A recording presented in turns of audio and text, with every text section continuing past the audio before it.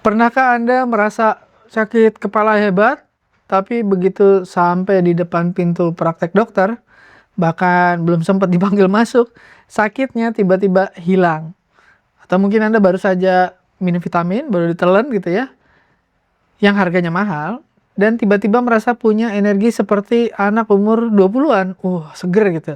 Padahal secara logis vitamin butuh waktu berjam-jam untuk diserap. Nah, selamat, Anda sebenarnya baru saja ditipu oleh diri Anda sendiri. Dan anehnya, tipuan itu seringkali bisa menyelamatkan nyawa Anda. Kita sering menganggap atau sering mendengar namanya efek placebo. Itu hanya masalah mental atau perasaan aja. Sesuatu yang kita kaitkan dengan orang-orang yang gampang disugesti, gampang dihipnosis, gampang dipengaruhi. Nah, tapi sains punya cerita yang lebih pedas. Jadi placebo bukan hanya perasaan yang lebih baik ya, tapi keyakinan Anda ternyata bisa memerintahkan sumsum tulang, kelenjar adrenal, sistem imun, itu diperintahkan untuk merombak total seluruh struktur kimia di dalam tubuh. Bahkan DNA juga kadang bisa berubah. Assalamualaikum warahmatullahi wabarakatuh. Saya Dr. Uli. Hari ini kita akan membahas ya tentang gimana otak Anda bisa memproduksi apotek internal. Ya, jadi Anda nggak perlu beli obat ke apotek gitu ya. Tapi di dalam kepala ini udah ada, bahkan jauh lebih canggih daripada produk Big Pharma manapun. Dan kenapa setelah usia 40, kemampuan ini jadi jauh lebih penting daripada asuransi kesehatan manapun yang Anda miliki atau dokter manapun yang Anda kenal. Pengen tahu? Udah siap? Ayo kita mulai.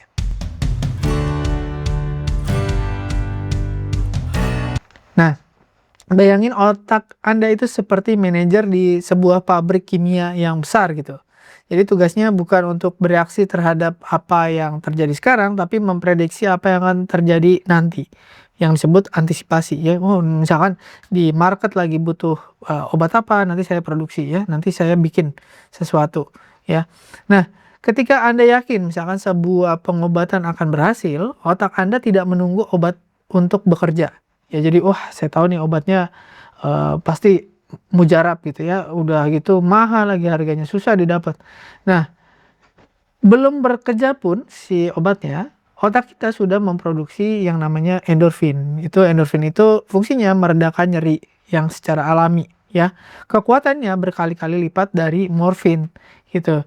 Dan mekanisme ini bukan sihir, bukan omong kosong. Kenapa? Karena secara kimia bisa dilihat struktur darah Anda bisa berubah saat itu juga. Jadi begitu Anda yakin, struktur darah itu bisa berubah. Jadi kadar kortisol ya, mungkin Anda pernah dengar hormon stres yang bikin darah kental dan merusak jantung. Itu turun seketika drastis hanya karena Anda misalkan Anda percaya bakal baik-baik aja. Anda percaya bakal sembuh. Anda akan percaya ini saya akan lebih baik gitu. Nah, masalahnya banyak orang di usia ya tadi lewat 40 tahun itu sinis atau sudah pesimis ya, karena mungkin pengalaman hidup selama ini selalu mengalami kekecewaan ya, sudah terlalu banyak melihat janji manis yang gagal, yang dikhianatin, sehingga pabrik obat di kepala kita itu mogok kerja. Kita lebih percaya pada hasil laboratorium daripada kemampuan regenerasi sel kita sendiri. Misalnya, ini labnya jelek, udah nggak mungkin, saya nggak akan bisa sembuh lah, saya nggak akan bisa perbaikan, emang udah tua dan seterusnya. Padahal darah kita itu cermin dari yang kita antisipasi. Kalau kita sering mengantisipasi, saya bakal sakit-sakitan, darah kita itu akan ikut apa yang kita mau. Ya kalau darah saya bakal lebih sehat, saya bakal tambah sehat, tambah kuat, tambah semangat, tambah tua, saya bukannya tambah sakit tapi tambah sehat, tambah kuat, tambah semangat dan seterusnya. Ya tapi kalau Anda punya pikiran, hari ini punggung saya bakal encok lagi dah. Ya, selamat, Anda baru saja memesan dosis kortisol ekstra besar untuk sarapan Anda. Jadi sarapan Anda itu bukan hanya apa yang Anda makan, tapi juga apa yang Anda pikirkan gitu. Nah, kita bicara teknis ya, banyak orang itu omong kosong ya. Kita ngomong teknis deh, tapi yang masuk akal. Jadi yang namanya efek placebo tadi mengaktifkan jalur di otak namanya dopamin. Dopamin itu bukan hanya keluar saat kita senang karena menang judi online atau ada yang nge-like postingan Facebook kita, atau kita dapat undian itu enggak juga. Ya dopamin itu sebenarnya instruksi bagi sistem imun kita. Jadi dopamin yang muncul karena harapan yang baik ya. Misalkan aktif karena ekspektasi kesembuhan, kita berharap kita bisa sembuh, saya yakin bakal sembuh gitu. Jumlah sel darah putih dan aktivitas sel pembunuh alami atau natural killer cell dalam darah itu ikut meningkat dan jadi lebih aktif, lebih agresif melawan infeksi. Jadi keyakinan Anda secara fisik memperkuat tentara imun di dalam darah Anda. Tapi sebaliknya, ada namanya efek nocebo. Itu saudara kembar tapi jahatnya, sisi jahatnya dari placebo. Jadi kalau misalkan Anda sering baca, efek samping obat di Google, komplikasi diabetes nanti begini, komplikasi hipertensi nanti begitu. Nah, tiba-tiba semua gejala itu muncul di tubuh Anda. Walaupun misalkan gula darah Anda ya memang tinggi tapi tidak setinggi itu, tapi komplikasinya lebih berat daripada yang seharusnya. Itu sering terjadi. Jadi pikiran negatif Anda secara literal atau harfiah itu meracuni darah Anda sendiri. Jadi berhenti menjadi dokter Google atau dokter ChatGPT ya, nyari terus sampai jam 2 pagi gitu ya. Kalau Anda tidak ingin darah Anda penuh dengan tadi kimia kecemasan, kortisol, adrenalin dan seterusnya. Gitu. Kenapa sih placebo kok bisa luar biasa besarnya ya? Apalagi kalau kita pakai jangan suntikan daripada pil. Jadi dulu ada kisahnya itu dokter itu kehabisan di zaman perang ya. Zaman perang tuh kehabisan morfin. Yang ada hanya cairan air biasa aja gitu. Ya, aqua gitu. Nah, aqua bides atau apa yang biasanya untuk melarutkan obat gitu. Dan karena morfinnya habis tapi banyak yang butuh, terus diambil, itu disuntikan dibilang itu adalah morfin. Dan banyak tentara itu yang loh kok nyarinya hilang gitu. Dan sampai sekarang itu banyak pengobatan alternatif yang menggunakan efek placebo tersebut ya. Bukan salah pengobatan alternatifnya, salahnya adalah kita tidak tahu cara menggunakan placebo tanpa harus berobat yang membuat kita lebih menderita gitu ya.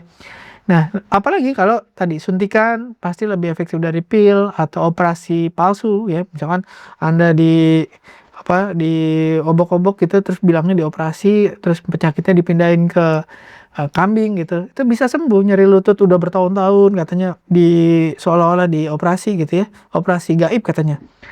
Nah, kenapa? Karena manusia itu makhluk ritual.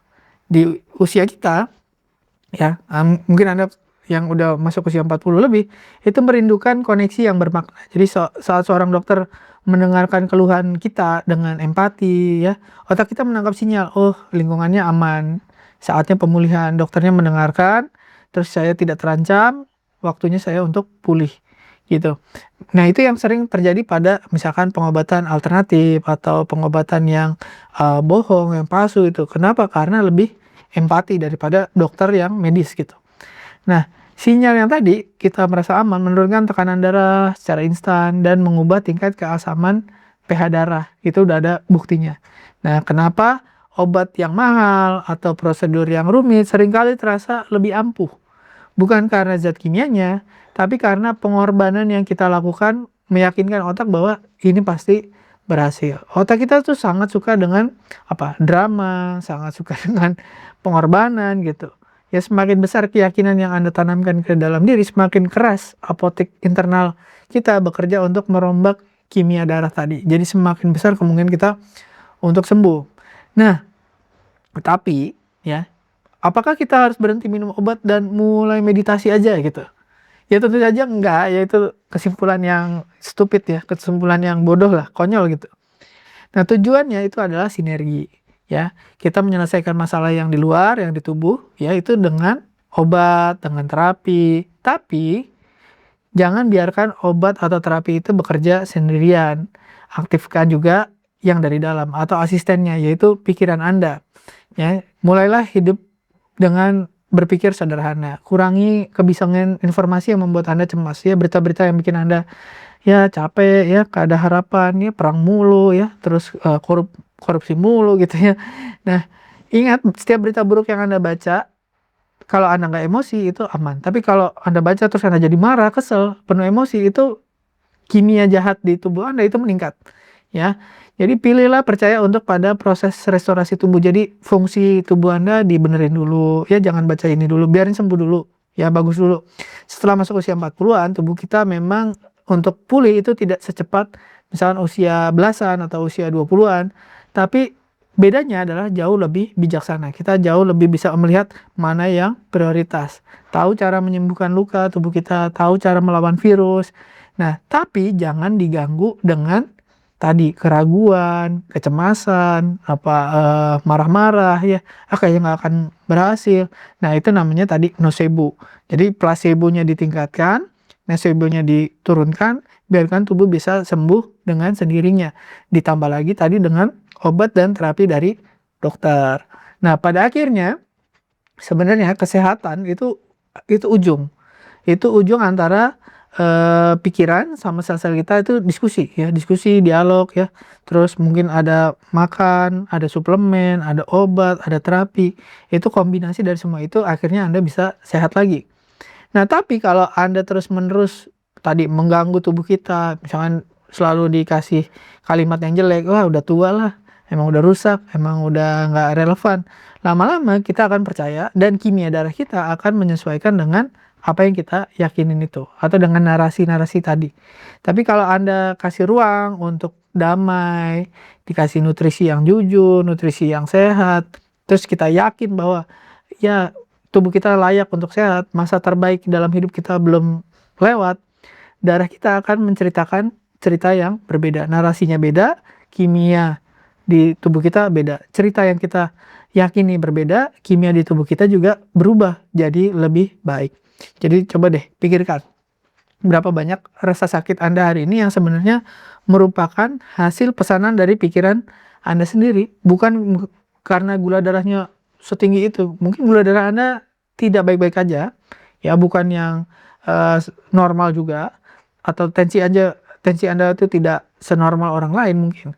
Tapi pikiran Anda memperburuk komplikasi dari gula yang tidak seberapa atau tensi yang tidak seberapa tinggi itu. Jadi seolah-olah tensi Anda itu setinggi yang merusak banyak hal. Akhirnya Anda pikiran jelek terus, yang tadinya tensinya tidak terlalu tinggi atau gula darah tidak terlalu tinggi, karena Anda selalu berpikiran yang jelek, akhirnya tensi dan gula darahnya juga bisa tambah tinggi, dan tambah tinggi.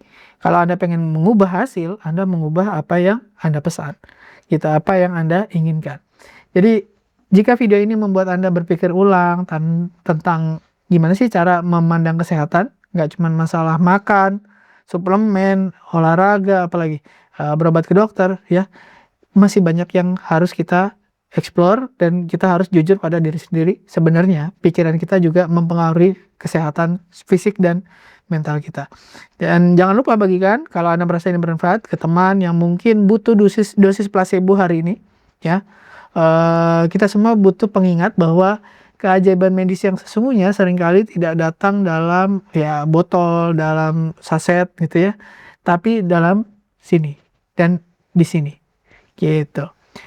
Terima kasih sudah menyimak, bagikan video ini kepada yang kira-kira membutuhkan. Saya Dr. Ruli, semoga bermanfaat. Assalamualaikum warahmatullahi wabarakatuh.